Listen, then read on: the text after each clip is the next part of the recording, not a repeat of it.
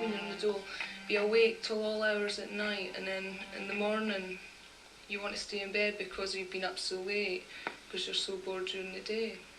You stay up late, try to combat it, say, oh, but the later I stay up, the longer I'll sleep the next day, and then I'll have to get up till about tea time, and then I can just go out again and meet all my friends, because like some of them are working or whatever, but I try to go to bed as early as possible, about 11 or something, and then get up about 8 or something, 8 or 9, which is normally combats boredom. Because if you just lie in bed all day, it's just a real waste of a day.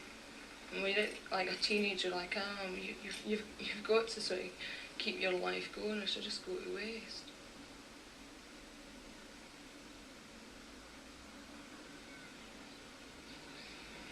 If I could do anything in the world, I would like to be a jockey.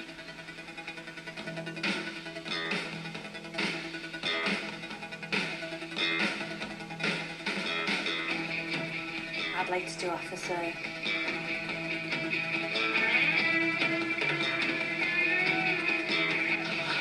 My ambition is to be a plasterer. That's what I want in life.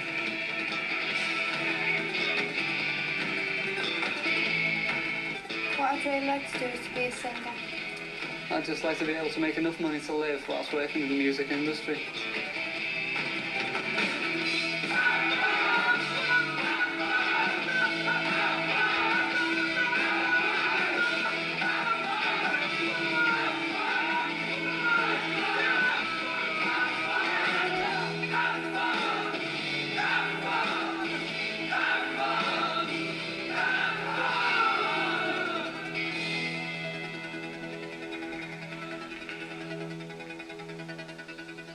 You can enjoy yourself without money. You've got to have money to go out. And even if you do go to the jump centre, there's no way you're going to get a full-time job because they're not prepared to give a full-time wage. And when you do go out of town, you go around the shops, they're all staring at you in case you're going to take something. I hate that, I just can't stand that. Old people will say, you know, oh, you can go for a walk or you can ride a bike or something. Well, that's what they used to do before there was things like tellies and videos and pubs and clubs and that, you know. That's before they, you know, that's what their pastimes was. It's different now. Why should I walk around the park when the rest of me mates, you know, down the pub having a drink? If you walk around the park anyway, you get raped or something. My parents get up early. Usually, like, got nothing to do in the daytime, so it's more the house to kill off. And then you've got the night time if you've got no money to go out. So all in all, you just get really depressed with the amount of hours you got to stay.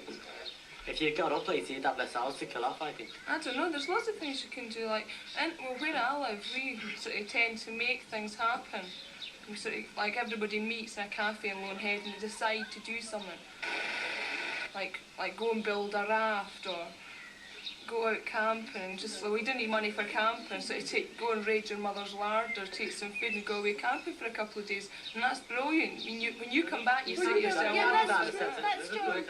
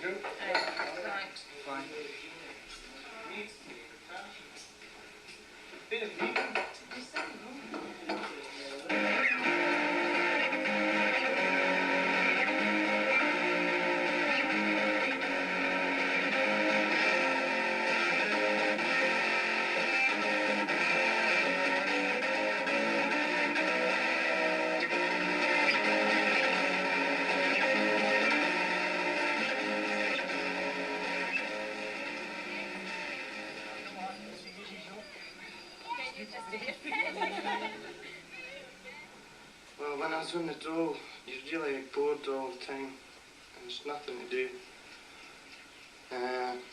You just invent things for yourself, that's all.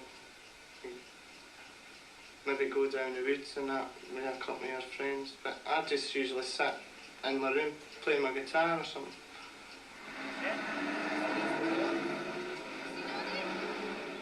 you've got to enjoy yourself. Or if you just sit around being bored, it's no good. You've got to get out and do something. Where'd you get the money from? Money? You didn't need money to enjoy yourself all the time.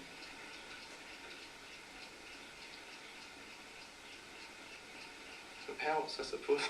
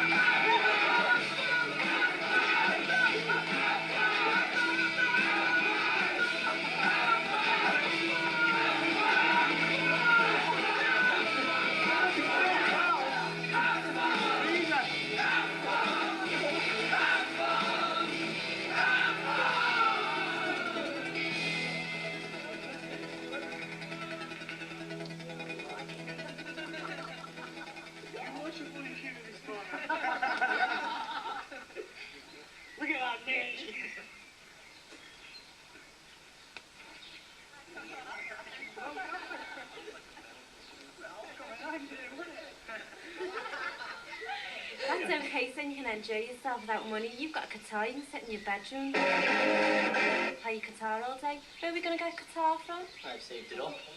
I've saved it up, something like that, something like that. Yeah, but what can you save it up on if you're hardly getting any money as it is to live on? And then something else sit in in my a bit. bedroom and play me records. I haven't even got a record player, and mine's one in my bedroom. I mean, you could, there's other things to do. You've got to invent things. You've got to make up your own things to do. If you just sit around all day and be bored, you get suicidal. There's not much to do in a city centre that pays to spend the money, I don't think. I think you've got to spend a bit of money in the local city centre. Because you live in the city centre, the temptation's there to do it anyway. Yeah, You want to go to clubs. And if you want to go around the country, you've got to pay to go around the country. Yeah. Pictures on, you know, you What see a you're picture you want saying to is go and that see. you've got to try. Yeah. You've got to try. Well, you You can't. finally go. You don't try to enjoy Why should yourself. you- Enjoying yeah. yourself should come naturally. You don't try. If you try, you're going to put a strain on yourself. But if you're sort of saying to yourself, right, well, I'm going to be on the dole for years, so I'm not going to think of things to do. I'm just going to let myself waste away, let my brain waste away, sit and get bored. You shouldn't think like that. You should say to yourself, well, look, I'm on the dole now, I just have to put up with it, but I'm going to try and get a job I like, and when I can get job satisfaction. Until that comes along, I'm going to have to try and make my life something, because if I don't, my brain's going to go to waste, and that is what happens. The people who are on the dole think that once they're in the dole, they leave school, they get put on the dole, and think, oh well, then that's me in the dole, I'm just going to waste away and do nothing, and that's why they do. If they take the attitude, well, I might get a job sometime, and if I try hard enough, I could maybe get one. When I was on the dole, and I used to hang around with mates for a while and got into a sort of habit, like, and then he got a job. You know, for something to do, when he got a job, I used to go down there, and then obviously his boss was going, you know, a bit chaos like about me going down there, and so then again I was stuck on the dole again on my own, nothing to do, but to do. If you got mates that are like, you know, got a full-time job about 70 quid a week, or something like that, 60, you all go out and you're only on the 25, like you're drinking, so you go in, you got about 2 quid, you're drinking like just halves, you got like 4 halves to make it last all night, but they're on shorts and pianos and all this, like you just feel dead lousy. You'll sit now with nice drinks in, you've got a little half glass or lemonade or something like that. He's got to go early or something like that. Yeah, oh, yeah, I've just got to go a minute. Someone says to you, come for a drink, every time they say it, you always say, oh, well, I've only got a couple of quid, and you feel really, You feel like, you know, because every they night put saying that themselves- you've got a couple of quid. Yeah, Yeah, but even if it's a good friend, you still feel embarrassed about it, don't you?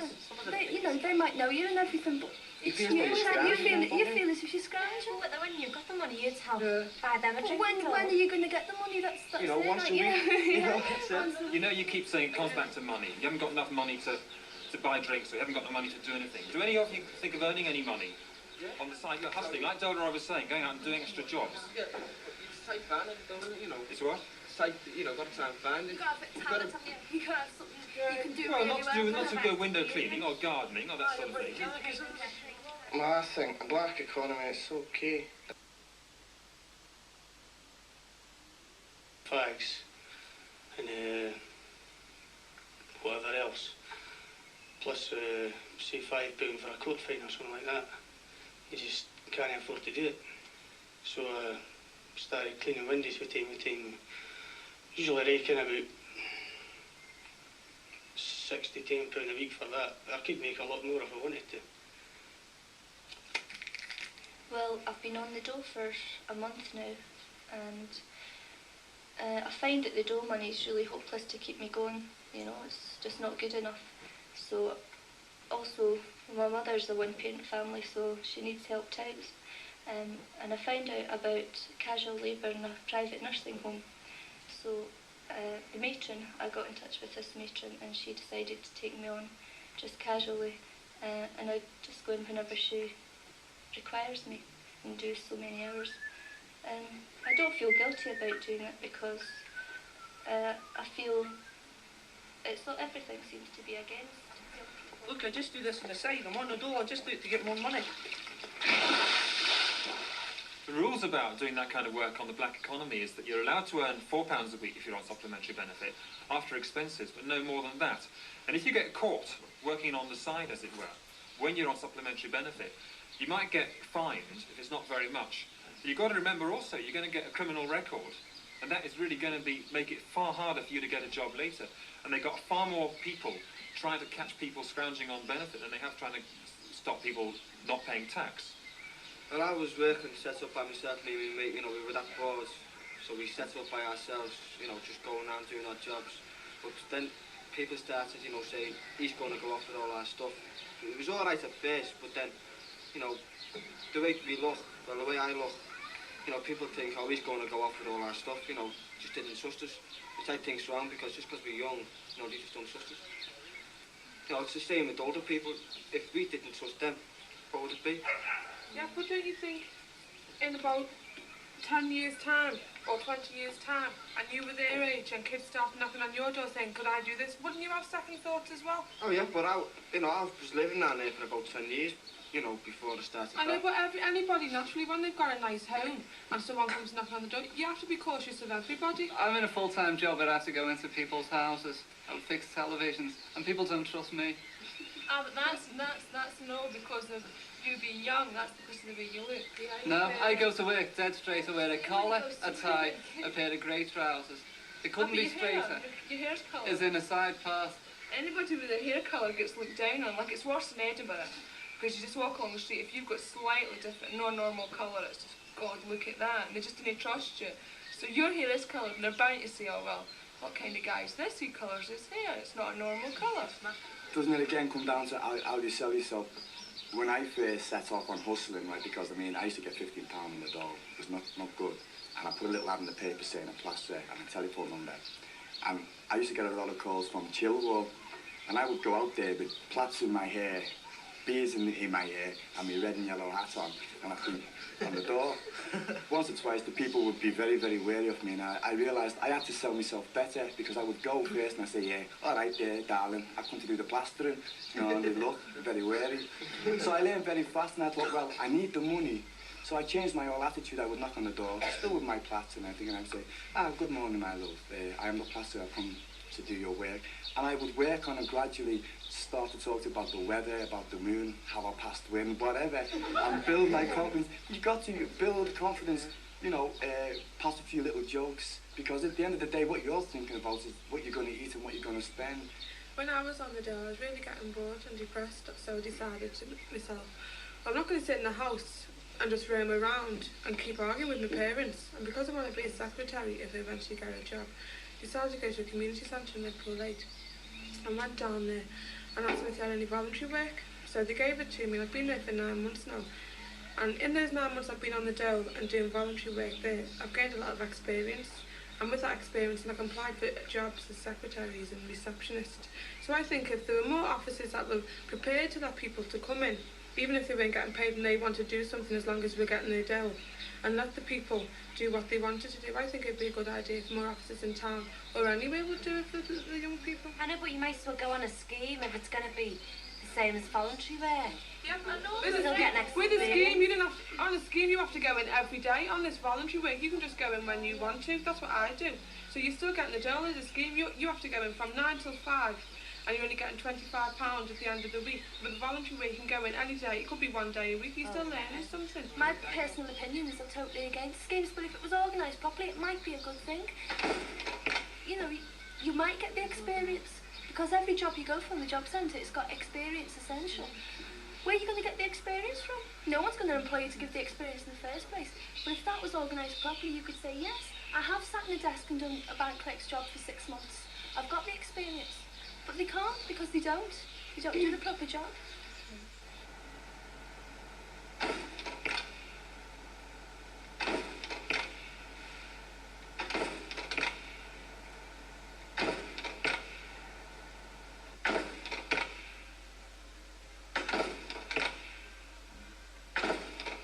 We are at present on the Youth Opportunity Scheme at the GEC.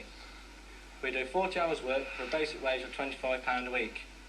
But as from Friday, we'll be starting on a new scheme which is exclusive to the GEC and termed job sharing. And we'll be doing half a week's work for half the week's money, which allows us to work 20 hours and get a basic wage of £35.66. On the present course, we're not allowed to do any overtime, so our £25 is that's all that we can earn. After Friday though, we'll be on the 36 and have a chance to do overtime, which will double our wage that we're on now and for half the time. We'll also have a chance to do further education, go to Henley College, which is a Coventry college, and get a general insight of the working world.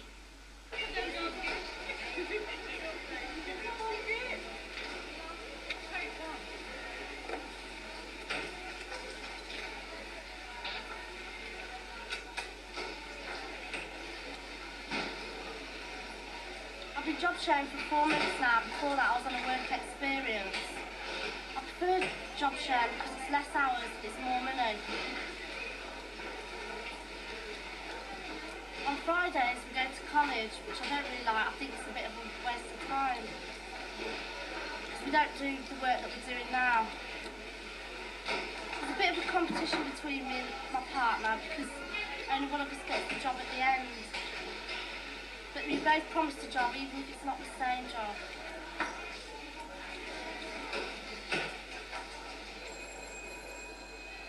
Carol and I, my friend here, are job sharers, and we started job sharing in July of this year, which was just before I finished the end of my work experience. And I think if the job sharing hadn't started, I'd have probably got the job to myself. But I think job sharing is a good idea in the long run. I mean, the way I understand it, they promised me and my partner a job anyway, so I don't know. That's the only thing that's wrong, because nobody really understands where they're going at the end. You know, no one really knows whether they're going to get a job or not, but you may as well stick with it. It's better than work experience and it's better than being on the dole, so...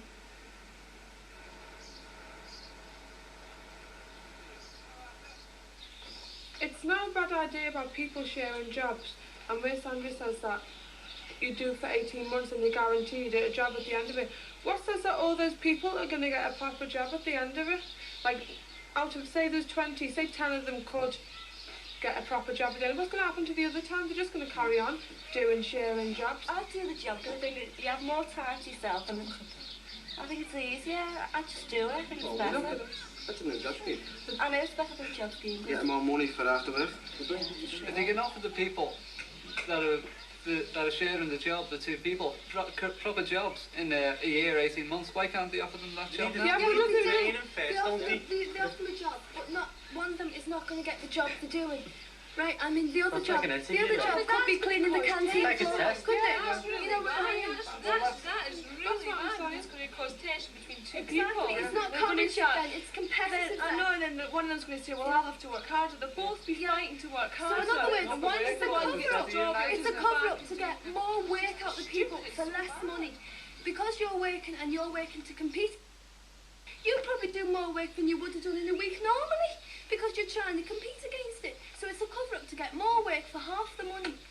If there's nothing else to do, why don't you do the job sharing? Well, you might as well do a yacht then.